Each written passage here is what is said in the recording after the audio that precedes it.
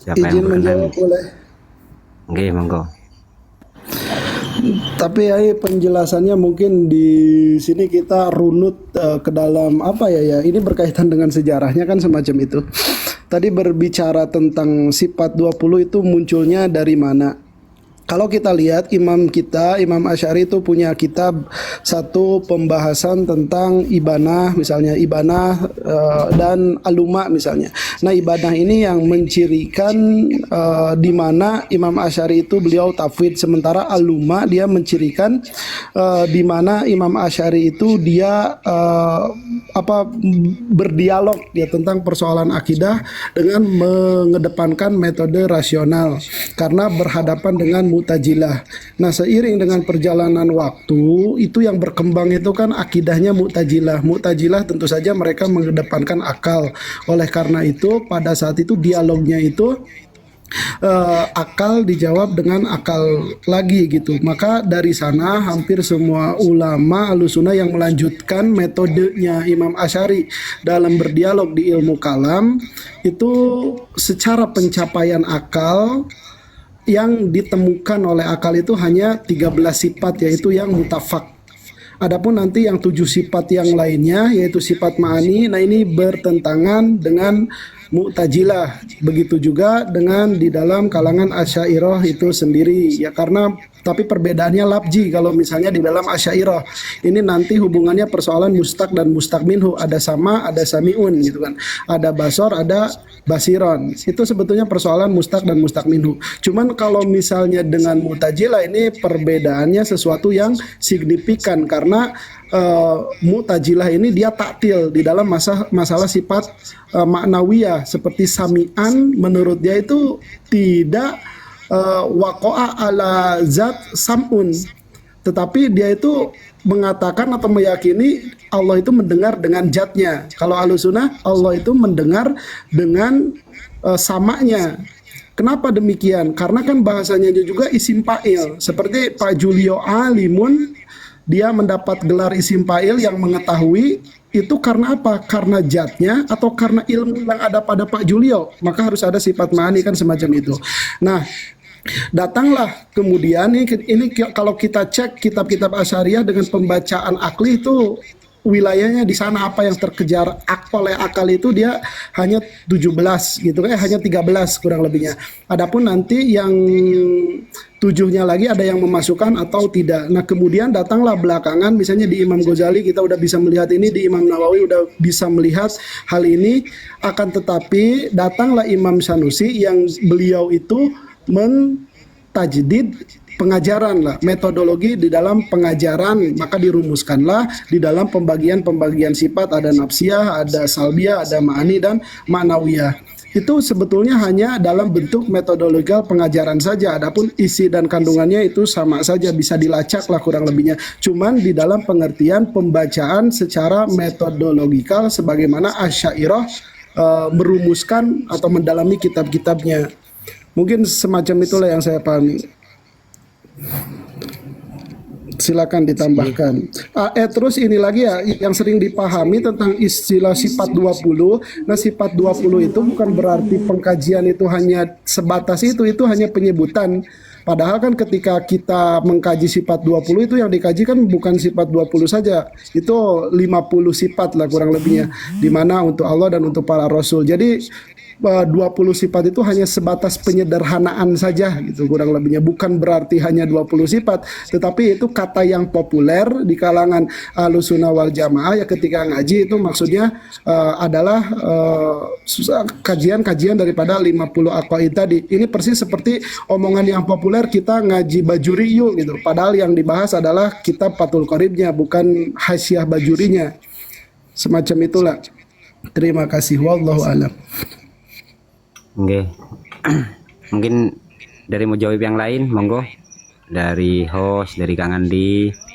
Ini ada pertanyaan untuk Kang Andi yang mungkin tadi keluyupan kemana-mana. Jadi siapakah yang merumuskan pertama kali mengenai sifat Allah yang 20 tersebut? Itu pertanyaannya begitu. Monggo, siapa yang ingin menjawab lagi? Dari host, dari Kang Andi, dari Santi Sabra. Ini kemana saja kok baru datang santri Sabro ini? Ya sebenarnya sudah anu ya, Kopi. yang dijelaskan Yai Mansur tadi sudah anu lah. Sudah memberi gambaran yang utuh juga sih. Artinya bahwa memang begitu. Memang Iya. jadi begini, bahwa sifat-sifat Allah itu Allah Qadiron, Muridan, Hayyan, Sami'an itu sebenarnya sudah dibicarakan sebelum Imam Sanusi. Ya, kalau kita cross check di kitabnya Imam Nawawi, kemudian di Ihya Ulumuddinnya Imam Al-Ghazali itu sudah bicara itu, sudah bicara hayat sami'an basiron mutakaliman dan lain sebagainya sampai sifat baik ma'ani dan maknawiyah gitu. Cuman Imam Ghazali tidak menyebutkan spesifik bahwa ini sifat ma'ani, ini maknawiyah begitu. Nah, baru kemudian yang menidom, yang mentartib itu memang Imam Sanusi. Afwan Ustaz. Iya. Apa yang dimaksud ma'ani, apa yang dimaksud dengan maknawiyah? Mohon dijelaskan oleh kami dijelaskan. Terus apa bedanya Allah disifati sama dengan apa bedanya Allah disifati sami'an gitu? Apa bedanya Allah disifati basor dengan Allah disifati basiron gitu? Maksud saya begitu. Nggih. Boleh. Kalau sama ngapain harus dibuat dua gitu loh, harus dibuat double gitu. Nggih, nanti insya Allah terjawab Kang Julio. Ini kan masih hanya satu mujawib yang menjawab. Ini Kang Andi santri Sabreh masih mencari referensi begitu Kang Julio. Iya, makasih. Kang host pun juga lagi mencari referensi.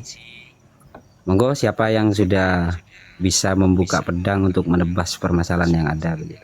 Interupsi dulu boleh nggak? Ya. Assalamualaikum. Waalaikumsalam. Waalaikumsalam. Pertanyaannya apa ini? Oke. Ini pertanyaannya adalah siapa yang pertama kali merumuskan sifat wajib bagi Allah yang 20 tersebut begitu. Bisa dipahami pertanyaannya Kang Andi? G. Ngereng. Monggo, Kang Mansur katanya mau interupsi tadi. Apa itu? Monggo disampaikan. Interupsinya tanutemia ada senyumnya katanya. Oh ya, tadi ini saat menjelaskan tentang akidah itu kenapa hostnya itu kok saat menyebut Ibnu Taimiyah kok ada senyum yang tertahan, ada apa? Oke, sudah Rahasia. cukup interupsinya. Ya, senyum rahasia. Sudah kita cukupkan. Kembali ke kembali ke laptop lah. Ya, Oke, kalau di dalam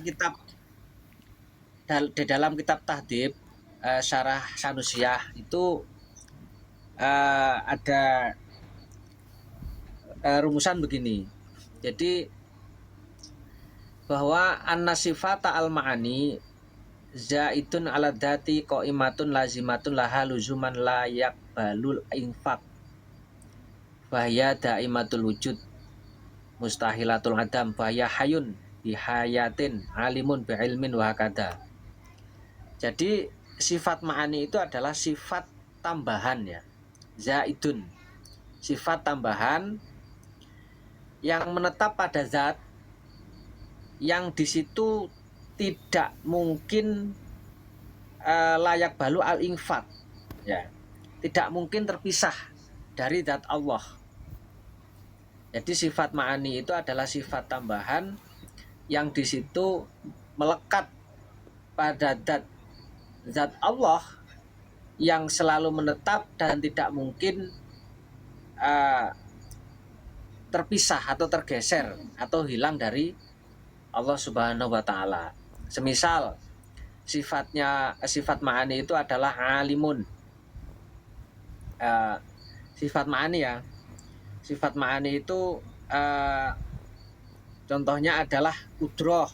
Misal kudroh, irodah, ilmu, hayat, sama, basor, kalam. Yaitu sifat ma'ani. Maka Allah itu selalu kudroh, tidak pernah tidak kudroh. Begitu.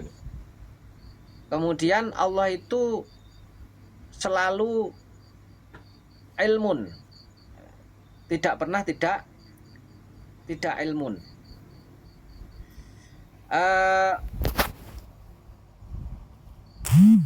Itu sifat ma'ani ya, itu sifat ma'ani. Begitu ya. Itu sekilas lah, itu sekilas.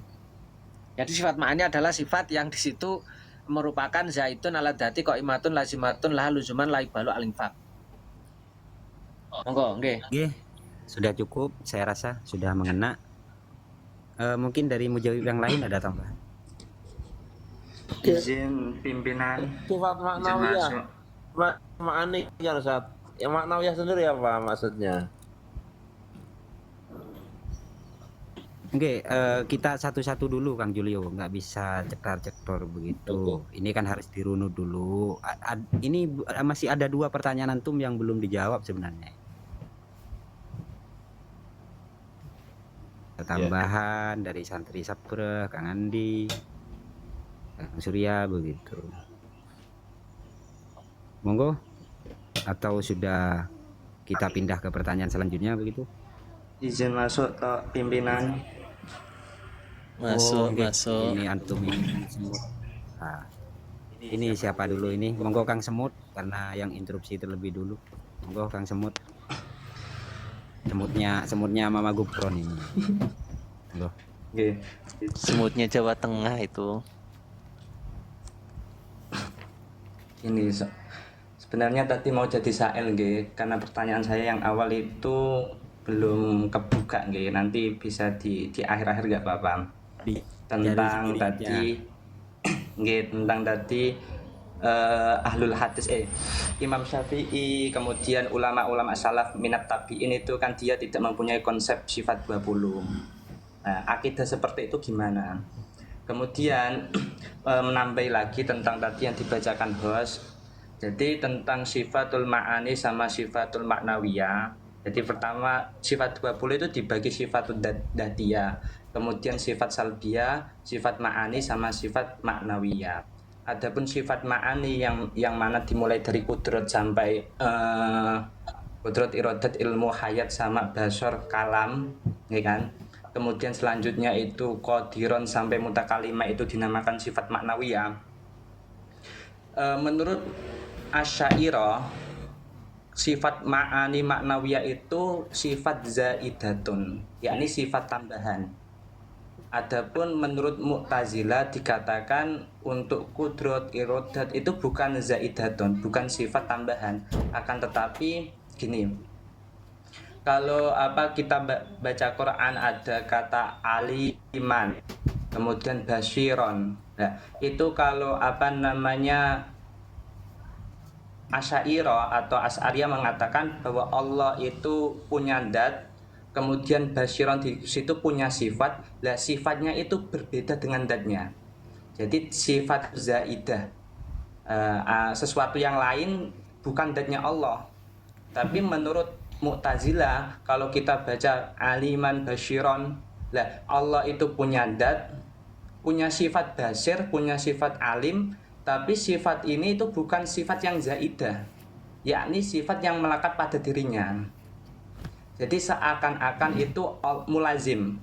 Jadi semua sifat maknawiyah sama sifat ma'ani itu berada di dalam zatnya Allah. Nah, kaum Mu'tazilah ini itu bisa dianggap juga munazihun, kelompok yang menafikan atau mensucikan, seakan-akan dia mensucikan Allah, dia tanzih, mentanzihkan Allah dengan tidak menambahkan zat lain pada diri Allah.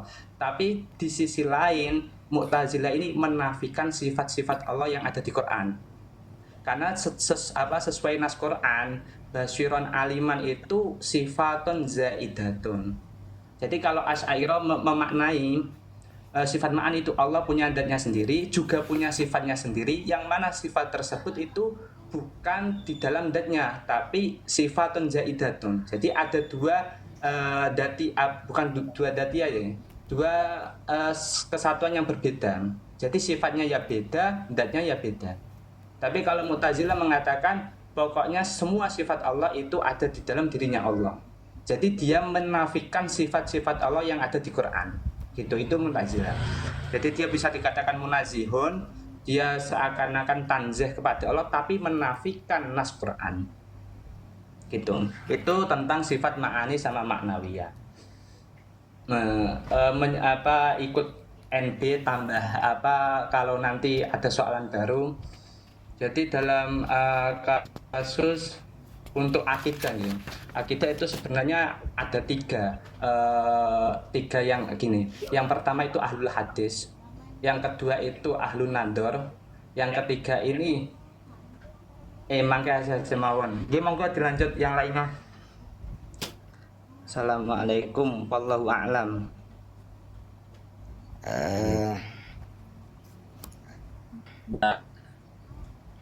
Ini Ini apa? cuma nimbrung-nimbrung aja ya, kalau salah mohon dibenarkan ya. Kalau salah saya Mengenai- turunkan. Monggo. Sifat Allah itu kan ada 4 ya. Sebenarnya kalau mutaqaddimin itu kan cuma ada 13. Nah, yang kemudian akhir-akhir menjadi 20 sifat. Yang 20 itu dibagi lagi menjadi 4 kan begitu. Yang pertama sifat nafsiyah. Apa sifat nafsiyah itu? Adalah sifat wujud. Apa maksudnya nafsiyah itu wujud? Kalau mengikuti pendapat yang ini, jadi wujud itu sebenarnya adalah bukan sifat, tapi wujud itu ya dzatullah, makanya disebut sifat nafsiyah. Kalau sifat ini gak ada, berarti zatnya gak ada. Berbeda dengan sifat yang lain. Andaikan sifatnya gak ada, zatnya ada. Berbeda dengan wujud. Wujud itu nafsiyah. Nafsiyah itu sifat. Kalau sifat itu gak ada, maka zatnya gak ada. Makanya pendapatnya Imam Al-Asy'ari, wujud itu bukan sifat, tapi wujud itu ya zat Allah. Itu yang pertama. Yang kedua sifat salbiyah. Sifat salbiyah itu adalah menghalang atau merusak, menafikan sesuatu yang tidak pantas dari Allah. Nah, sifat yang salbiyah ini, yang tugasnya salaf ini, salaf ya, bukan salafi wahabi ya, salaf itu kidam, bako, mukhalafatil hawadis, kemudian qiyamuh binafsi, kemudian wahdaniyat. Ini semua tugasnya 5 sifat ini salbiyah, mentiadakan ketidaksempurnaan sesuatu yang tidak patut bagi Allah, dihadang oleh 5 sifat ini. Kemudian yang ketiga sifat ma'ani. Ma'ani itu adalah sebaliknya salbiyah. Kalau salbiyah menghilangkan segala yang tidak pantas, kalau ma'ani mengumpulkan segala kesempurnaan bagi Allah. Ini ada 7 sifat yang ma'ani. Qudrat, iradat, kemudian ilmu, hayat, sama, basar, kalam. Jadi kesemuanya ada 13. Itu yang dirumuskan oleh ulama mutaqaddimin. Kemudian ulama mutakhirin menambahkan satu pembagian sifat lagi, yaitu sifat kauniyah. Ada yang menyebut ini sifat maknawiyah. Jadi kalau yang atas ma'ani, kalau yang ini maknawiyah yang ditanyakan oleh Sa'il, itu sifat maknawiyah. Kaunuhu qadiran ila akhirih, itu maksudnya apa? Ini hanya sekedar menegaskan adanya sifat maknawiyah ini daimumah, atau kelanggengan sifat ini akan selalu ada. Artinya kodratnya Allah itu apakah akan berakhir, iradatnya Allah apa akan berakhir, dan seterusnya. Maka dijawab dengan sifat kaunuhu qadiron, yang artinya Allah selalu kudrat. Itulah yang disebut sifat maknawiyah. Makanya ulama mutaqaddimin, karena ini sifatnya tidak begitu penting, jadi tidak dihitung oleh ulama mutaqaddimin. Sifatnya hanya menegaskan bahwa kudratnya Allah itu qadim dan seterusnya, bako. Allah ilmu itu selamanya, itu ditegaskan dengan sifat kaunuhu aliman, yang artinya Allah selalu alim, begitu. Mungkin itu saja. Kalau ingin kitabnya japri ya, Oh ya. kitab Apa mahal. memang jualan sambil ya. Interupsi Yai Santri. Oke. Oke, monggo. Ini interupsi lagi.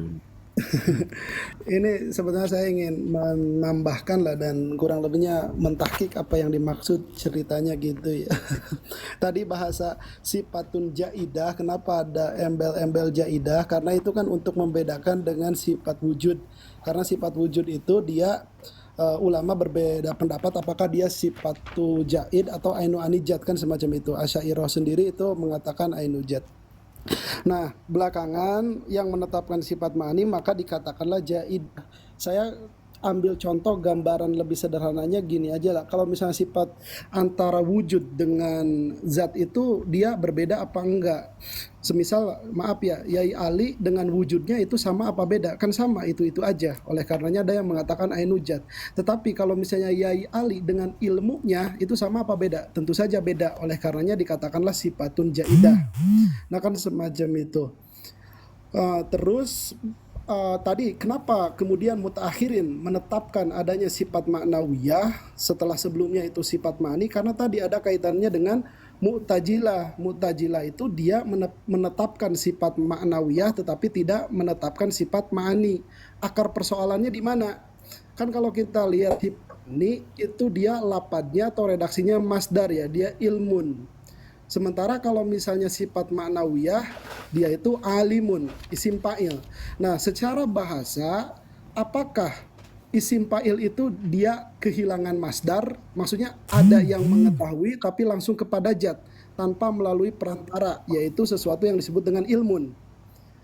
Maka dianggaplah Mu'tazilah ini karena dia menyebutkan alimun tetapi tanpa ada ilmu, dia itu seolah-olah tanjih padahal taktil, mengkosongkan makna. Karena mengetahui itu bukan dengan ilmu tetapi dengan zatnya. Padahal tadi seperti dikatakan Yai Santri Sabreh bahwasannya yang namanya sifat-sifat maknawiyah itu adalah konsekuensi daripada adanya sifat ma'ani pada zat. Sederhananya gini, sifat maknawiyah itu dia adalah penyebutan sifat untuk sesuatu yang penyipatan ada pada zat tersebut.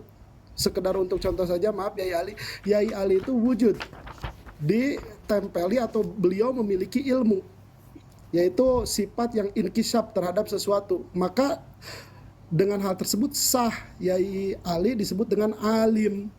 Adapun kalau misalnya ada orang, contoh saya ambil untuk contoh masalah fikih misalnya, ada orang mewakafkan sesuatu kepada hafiz. Hafiz itu kan isim fa'il.